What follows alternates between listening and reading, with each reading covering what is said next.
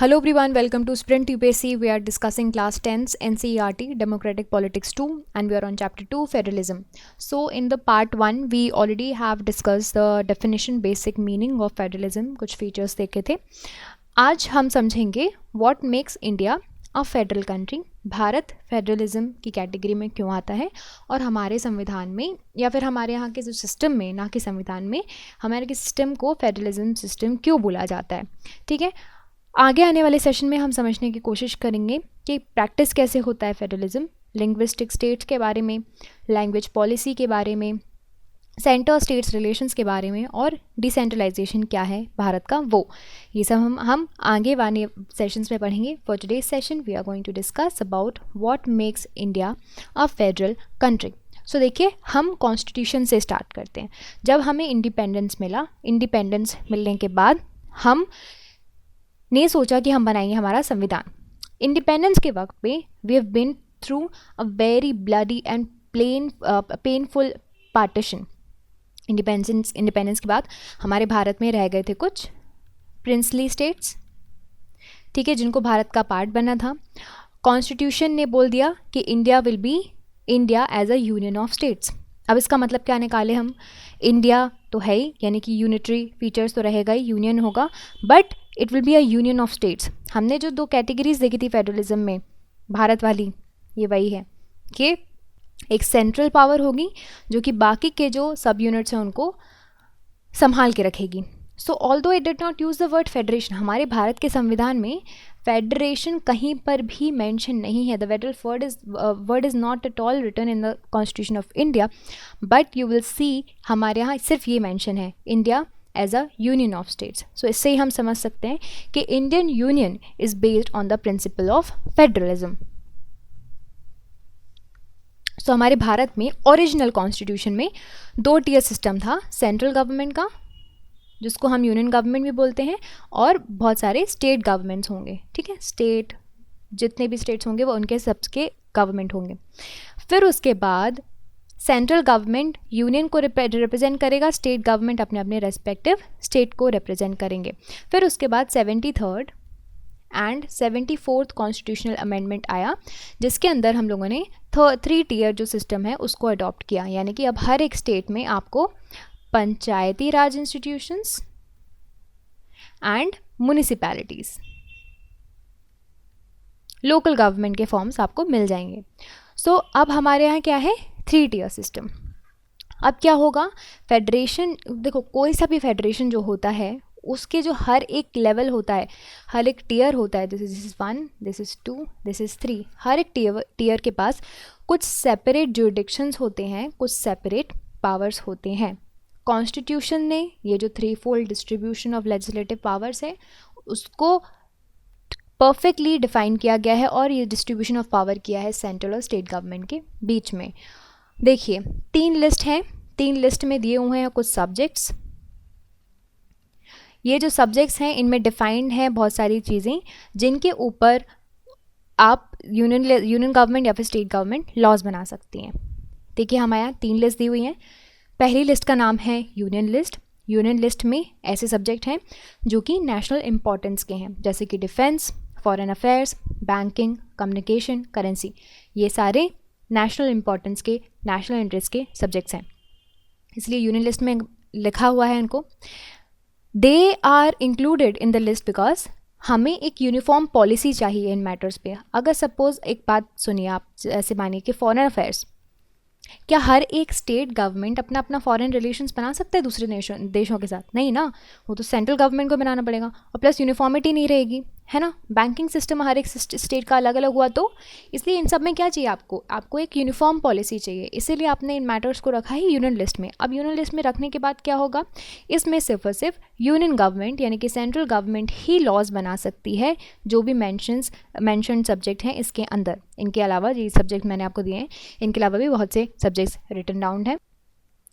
अगली जो लिस्ट है वो है स्टेट लिस्ट. देखिए स्टेट लिस्ट में ऐसे सब्जेक्ट्स होंगे जो कि स्टेट और लोकल इंपॉर्टेंस के होंगे, जैसे कि हो गया police, trade, commerce, agriculture, irrigation. So ये जो स्टेट लिस्ट में जो भी सब्जेक्ट्स लिखे होंगे उन पे लॉ बनाने की पावर सिर्फ और सिर्फ स्टेट गवर्नमेंट के हाथ में होगी. ठीक है, सो इन सब्जेक्ट्स पे law and decision state government exclusively ले सकता है। तीसरी लिस्ट होती है कॉन्करेंट लिस्ट। कुछ ऐसे कॉमन सब्जेक्ट होंगे जो कि स्टेट के लिए भी इम्पॉर्टेंट है एंड सेंट्रल गवर्नमेंट के लिए भी इम्पॉर्टेंट है, तो ऐसे सब्जेक्ट्स को रखा जाता है कॉन्करेंट लिस्ट में। इस कॉन्करेंट लिस्ट में सब्जेक्ट हैं such as forest, trade unions, marriage, adoption, succession. So these are the some of the subjects which are the importance of both central and the state government. तो दोनों के दोनों इन subjects पे law बना सकते हैं। अब इन केस ऐसा हो सकता है कि किसी लॉ में स्टेट गवर्नमेंट और सेंट्रल गवर्नमेंट दोनों के बीच में कॉन्फ्लिक्ट आ जाए, है ना, कॉन्करेंट लिस्ट के सब्जेक्ट पे, तो फिर क्या करोगे? तो फिर सेंट्रल गवर्नमेंट का जो भी डिसीजन होगा वो प्रिवेल करेगा। तो देखिए, अब ऐसे कुछ ऐसे सब्जेक्ट्स भी होंगे जो कि ना ही आपके स्टेट लिस्ट में, ना ही यूनियन लिस्ट में, ना ही कॉन्करेंट लिस्ट में लिखे होंगे। कॉन्स्टिट्यूशन बनाया गया था 1950 में, अडॉप्ट किया गया था 1950 में। ज़रूरी नहीं है कि वो सारी चीज़ें जो आज के वक्त पे इवॉल्व कर रही हैं वो उस वक्त पे हो, जैसे कि कंप्यूटर्स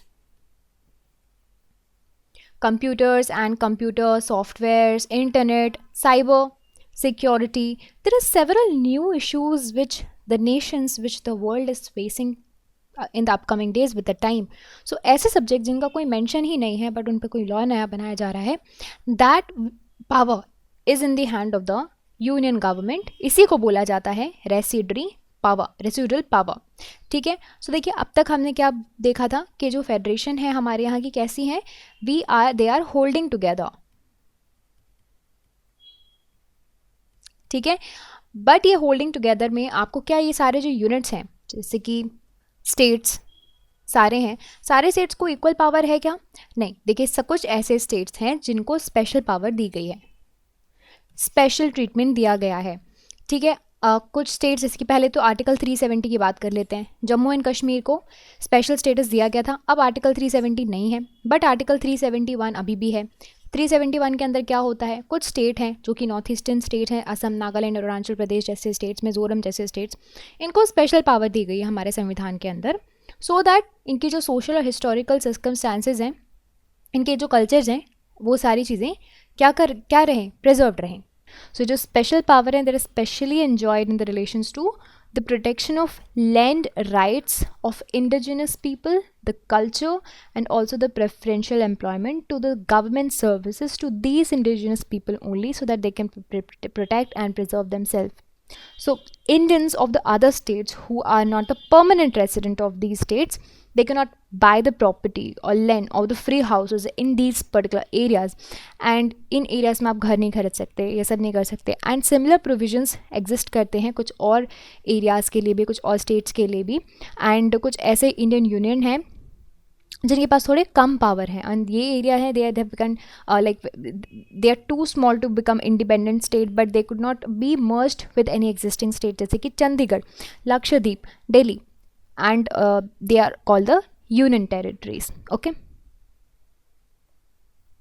अब ये जो यूनियन टेरिटरीज होती हैं, they do not have any power of the state की पावर नहीं होती है, सेंट्रल गवर्नमेंट के पास पावर होती है इनको गवर्न करने की, इनको रन करने की। ये जो शेयरिंग ऑफ पावर है between the state government and the central government, यही है हमारे भारत का बेसिक स्ट्रक्चर। ठीक है, power sharing between the central government and the state government. ये जो पावर अरेंजमेंट है, it's not easy although parliament अपने डिस्क्रिशन के हिसाब से इसमें चेंजेस भी नहीं लेकर आ सकती। इसमें चेंज लाने के लिए जो लॉ है वो दोनों हाउसेस में पास होना चाहिए by 2/3 of the majority, and it has to be rectified by the legislature of the state for at least half of the state. तो इतना थोड़ा जो स्पेशल और स्क्रूटनियस जो तरीका है उसको फॉलो किया गया है in order to make changes in this sharing of power. यहाँ पे जुडिशरी फिर से बड़ा अच्छा रोल प्ले करती है, वो इम्प्लीमेंटेशन देखती है कॉन्स्टिट्यूशन का और कॉन्स्टिट्यूशनल प्रोविजन का। डिस्प्यूट अगर हो जाए, ठीक है, तो relating to the division of power, तो हाई कोर्ट और सुप्रीम कोर्ट फिर डिसीजन लेंगे। यूनियन एंड स्टेट गवर्नमेंट्स, उनके पास पावर होती है टू रेज द रिसोर्सेज, जैसे कि टैक्स लेवी करना, अब ये क्यों करते हैं टैक्स देवी? सो दैट ये गवर्नमेंट के काम कर पाएँ, डे टू डे रिस्पॉन्सिबिलिटी संभाल पाएँ। ये देख लीजिए, ये है इंडिया इन 1947, किस तरह से फ्रेगमेंटेड स्टेट था और किस तरह से आपको पोजीशन देखने मिलेगी हमारे स्टेट्स की। और आज आप कंपेयर करने की कोशिश करना प्रेजेंट डे इंडिया से। So this is it about this session. I hope you understood the points what makes India a federal country. In the next session we'll try to understand how is federalism practiced in India. So stay tuned for that. If you like this video, you can subscribe to the YouTube channel for more videos and updates, and also you can download the Sprint UPSC app to practice book chapter and topic wise. Remember candidates, just reading books or watching videos are not going to help you out unless you practice thoroughly. So identify your mistakes and work to improve your performance, and Sprint UPSC is the perfect app to do all of this. अगर आपको ये video पसंद आया हो तो हमारे YouTube channel को subscribe कीजिए और वीडियोज़ एंड अपडेट्स के लिए साथ ही साथ डाउनलोड कीजिए स्प्रिंट यूपीएससी ऐप। यहाँ पर आप अपनी books chapter and topic wise practice कर सकते हैं। देखिए, सिर्फ बुक पढ़ने से और वीडियोस देखने से मदद नहीं मिलेगी जब तक आप अच्छे से प्रैक्टिस नहीं करोगे। तो अपनी मिस्टेक्स को जानिए एंड परफॉर्मेंस को इम्प्रूव कीजिए, और स्प्रिंट यूपीएससी इसके लिए परफेक्ट ऐप है। I will see you in the next video. Thank you so much.